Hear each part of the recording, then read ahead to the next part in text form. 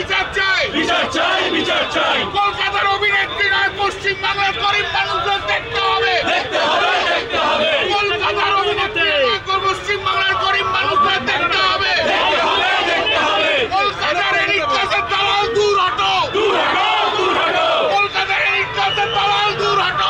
এখন কি হবে না হবে তার সঙ্গে যে ক্রিমিনাল অ্যাক্ট হয়ে গেছে তার সঙ্গে তো কোনো কম্প্রোমাইজ করা যাবে না। এর বিচার করতেই হবে, বিচার দিতেই হবে। আর যে ডাক্তাররা সুপ্রিম কোর্ট বলার পরও কাজে যোগদান করলো না, তাদের মানসিকতা খুব পরিষ্কার। তারা তাদের ইগো, তাদের গো নিয়ে চলছে। তারা বাংলার মানুষের সেবা করতে আসেনি, পরিষেবা দিতে আসেনি। এরা ডাক্তার হওয়ার আনফিট। যারা 1 মাসের ওপর ধরে স্ট্রাইক করে ট্রিটমেন্ট দেয়নি, তাদের ডাক্তার হওয়া করা উচিত নয়। আমি সরকারের কাছে আবেদন করব যে এদেরকে ডাক্তারি পরীক্ষায় বসতে দেওয়া উচিত নয়। এই ডাক্তারি, এই স্ট্রাইক অবৈধ স্ট্রাইক। ডাক্তাররা যে অমানবিক কাজ করেছে, ডাক্তাররা যে স্ট্রাইক করেছে তা অসাংবিধানিক। মানুষের জীবন নিয়ে খেলা। ভারতবর্ষের সংবিধানের 21 ধারাকে লঙ্ঘিত করা হয়েছে।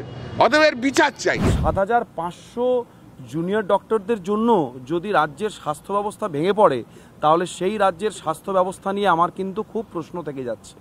আমার মনে হয় উনি যেটা বলেছেন, আন্দোলনটা হওয়া খুব প্রয়োজন। দেখুন, ডাক্তারদের অনেক দিন থেকে অনেকেই অনেক কিছু বলে, আমরা অত গায়ে মাখি না।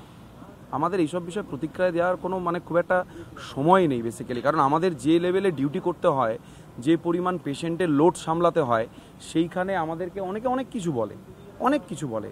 তো সব কিছু কি আমরা গায়ে মাখি? গায়ে মাখি না। এটাও তেমনি, আমরা গায়ে মাখছি না। এইখানে আমার প্রতিক্রিয়া দেওয়ার কোনো মানেই হয় না। যদি চিকিৎসক খুনি হতেন, তাহলে কিছুদিন আগে আপনারা দেখতে পেয়েছেন এখানে একজন পুলিশ মহাশয়া, তিনি হঠাৎ অসুস্থ হয়ে পড়েন, তার অ্যাসমার অ্যাটাক আসে।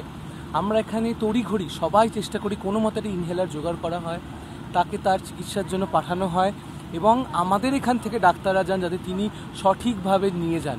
ডাক্তার কখনো খুনি নন। কেউ কোনো মন্তব্য করে থাকলে সেটা তার ব্যক্তিগত ব্যাপার। আমরা ডাক্তার, আমাদের কাজ চিকিৎসা করা, আমরা সেটাই করছি। প্রাণ বাঁচতে যতটুকু চেষ্টা করা যায় আমরা করছি। আমরা এই আন্দোলনে থেকেও, আমরা রাস্তায় থেকেও আমরা আমাদের দায়িত্ব পালন করে যাচ্ছি, সর্বতোভাবে চেষ্টা করছি। তারপরেও যদি কোনো সাংসদ বা কেউ যদি এরকম মন্তব্য করে, সত্যি আমরা হতাশাজনক। কারণ আমরা চাইছি যে আমরা এই মিছিলেও থাকতে, আমরা এই আন্দোলনেও থাকবো, আমরা সঠিকভাবে মানুষদেরকে পরিষেবাও দেবো। আমাদের কারোর ইচ্ছে নেই যে কোনো মানুষের প্রাণ কেড়ে নিতে, কারণ আমরা জানি যে একটা মানুষের প্রাণের দাম কতটা। এই আন্দোলন যতটা ডাক্তারদের আন্দোলন, তার থেকে অনেক বেশি করে নাগরিক সমাজেরও আন্দোলন। এই আন্দোলন একটা কথা ভেবে দেখতে আমরা অনুরোধ করছি, হাসপাতালের ভেতরে যখন অন ডিউটি ডাক্তার সুরক্ষিত না, হাসপাতালের বাইরে রোগীর যে পরিজন, মহিলা আত্মীয় যখন ত্রিপল বিছিয়ে শুয়ে থাকছেন, তার সিকিউরিটিটা কোথায়? মানুষের এই যে আন্দোলন, এই গণ আন্দোলনের স্পিরিটকে ওনারা অপমান করছেন। আমরা বারবার বলছি, দেখুন, জীবন মৃত্যুর মাঝখানে আমরা দাঁড়িয়ে থাকি। আমাদের খুনি দাগিয়ে দেওয়া একটা রাজ্যের স্বাস্থ্য ব্যবস্থা, টোটাল ডাক্তার সংখ্যার 8% হচ্ছে জুনিয়র ডাক্তার। এই 8% জুনিয়র ডাক্তার কর্মবিরতিতে আছে। তাতে যদি স্বাস্থ্য ব্যবস্থা এরকম ভঙ্গুর হয়ে পড়ে, তাহলে স্বাস্থ্য ব্যবস্থার অরিজিনাল হালটা কেমন?